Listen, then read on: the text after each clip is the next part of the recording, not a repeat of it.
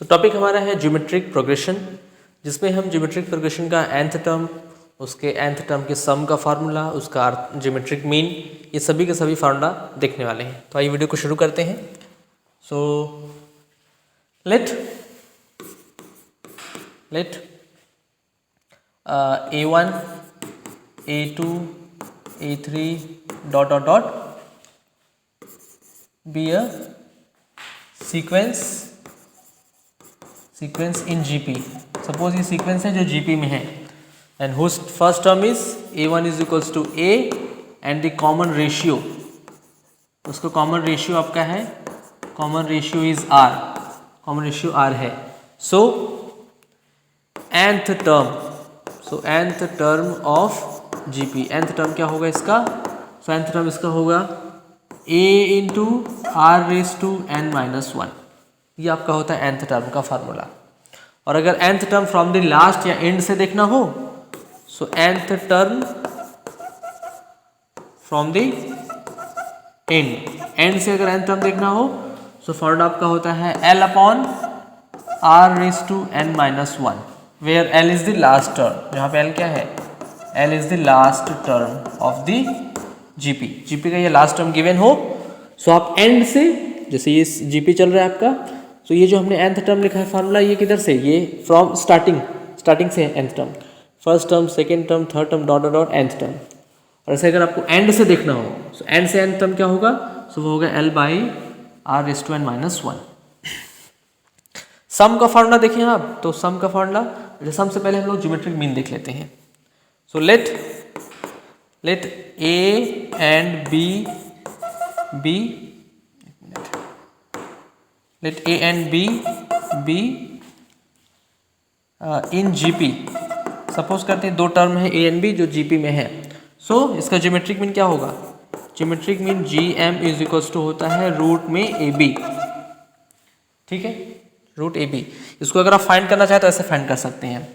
Suppose a comma यहाँ पे बीच में हमने ले लिया GM, ज्योमेट्रिक मीन बीच में ले लिया, और यहाँ पे लिया B, तो इसका ज्योमेट्रिक मीन का फार्मूला क्या आएगा? सो आपको पता है कि ये GP है, सो इसका कंसेक्यूटिव टर्म का जो रेशियो होता है वो इक्वल होता है। So you can say that GM by A, second term divided by first term, equal किसके होगा? B बाई GM के। इसको अगर क्रॉस मल्टीप्लाई कर दें, सो यहाँ पे आप लिख सकते हैं ज्योमेट्रिक मीन का whole square is equals to a into B, और ज्योमेट्रिक मीन क्या आ जाएगा? Geometric mean is equals to root AB। तो ये फार्मूला आपका आता है ज्योमेट्रिक मीन का, ठीक है। और अगर आप सम का फार्मूला देखें, एक मिनट, हाँ, तो अगर आप सम का फार्मूला देखें, तो sum of nth term, so sum of nth term आपका होता है is equals to a 1 minus r raise to n divided by 1 minus r। एक इस वे में आप लिख सकते हैं, एक दूसरा वे है a r raise to n minus 1 upon r minus 1, दोनों फार्मूला सेम ही है, ठीक है। तो ये आपका होता है सम का formula, some formula for GP। और सम में एक और फार्मूला यूज होता है जो कि कॉम्पिटिटिव में बहुत ज़्यादा यूज होता है, उस पर क्वेश्चन बहुत सारा आता है, sum of infinite term of GP, कि कोई अगर GP इनफाइनाइट टर्म है उसमें है तो उसका सम क्या होगा? So sum of infinite term of GP, infinite term of GP। तो इनफाइनाइट टर्म के लिए फार्मूला होता है आपका a बाय 1 माइनस r, सीधे इसमें कुछ नहीं करना है, a by 1 minus r। But यहाँ पे कंडीशन ये है ना कि r is always lies between 0 and 1, r की वैल्यू हमेशा 0 और 1 के बीच में लाई करनी चाहिए, अदरवाइज ये फार्मूला आप अप्लाई नहीं कर सकते। विच मीन जो रेशियो है, ratio always lies between 0 to 1, ठीक है, 0 और 1 के बीच में होना चाहिए, then you can apply this formula, ठीक है। तो सही होता है sum of infinite term of GP। ये कंडीशन आप याद रखिएगा। इस कंडीशन पर अगर आप देखेंगे ना, तो LT 2018 में इस पर एक डायरेक्ट क्वेश्चन आया हुआ है, जिसमें इसको आपको यूज करना है। एक GP गिवन है, आपको R की वैल्यू वहाँ पे बताना है, ठीक है। सो इसका आप बिना यूज किए उस क्वेश्चन को सॉल्व नहीं कर सकते, आप चाहे तो क्वेश्चन को देख सकते हैं। तो ये होता है sum of infinite term of GP। Next अगर हम लोग देखें तो रिलेशन बिटवीन, ये भी इंपॉर्टेंट है, relation between AP and GP, AP and GP कि arithmetic progression and geometric progression में रिलेशन क्या होता है। ये भी काफ़ी इंपॉर्टेंट, इस पर भी काफ़ी क्वेश्चन आता है। तो देखिए, let A and B two terms, suppose करते हैं ये दोनों टर्म्स हमारा है और दोनों का आपको पता है दोनों का अर्थमेटिक मीन क्या होगा, A M is equals to A plus B by two and G M geometric mean is equals to root A B.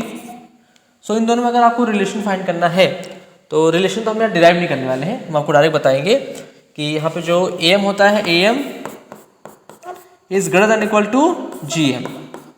जो अर्थमेटिक मीन होता है वो हमेशा ग्रेटर या इक्वल होगा ज्योमेट्रिक मीन से, ये आपका रिलेशन होता है।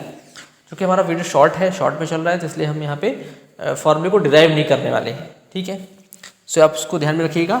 एक और फार्मूला आपका आता है कि सपोज करिए अगर आपको ज्योमेट्रिक मीन और अर्थमेटिक मीन गिवन है और ये दोनों टर्म चाहिए आपको, ए एंड बी की वैल्यू फाइंड करनी है, तो इसका भी एक शॉर्ट फार्मूला है। सपोज करते हैं अर्थमेटिक मीन को हमने ए से रिप्रेजेंट किया एंड ज्योमेट्रिक मीन को जी से रिप्रेजेंट किया। So A is equals to आपका होता है, A is equals to A plus इन रूट में A square minus G square और बी इज इक्वल्स टू होता है ए माइनस इन रूट में A square plus G square. तो ये भी काफ़ी इंपॉर्टेंट है। अगर आपको ज्योमेट्रिक मीन और अर्थमेटिक मीन गिवन ही हो और आपको टर्म्स ही फाइंड करना है तो टर्म्स भी आप इधर से फाइंड कर सकते हैं कि वो दोनों टर्म क्या है, डायरेक्ट आप इसको फाइंड कर लेंगे इससे, ठीक है। और रिलेशन अगर आप देखेंगे तो अर्थमेटिक मीन और ज्योमेट्रिक मीन का रिलेशन ये होता है। तो इस फॉर्मूले पर बहुत सारे क्वेश्चन आए हैं जिसमें अगर आपको अर्थमेटिक और ज्योमेट्रिक मीन दोनों गिवन है तो आप डायरेक्टली इस फॉर्मूले को यूज़ करके उन दोनों टर्म्स को फाइंड कर सकते हैं, ठीक है। सो इस वीडियो में इतना ही, जिसमें हमने ज्योमेट्रिक मीन का पूरा फार्मूला देखा, जिसपे कॉम्पिटिटिव क्वेश्चन में इन्हीं फॉर्मूले पर क्वेश्चन आता है, इसके अलावा और भी फार्मूला नहीं है, ठीक है।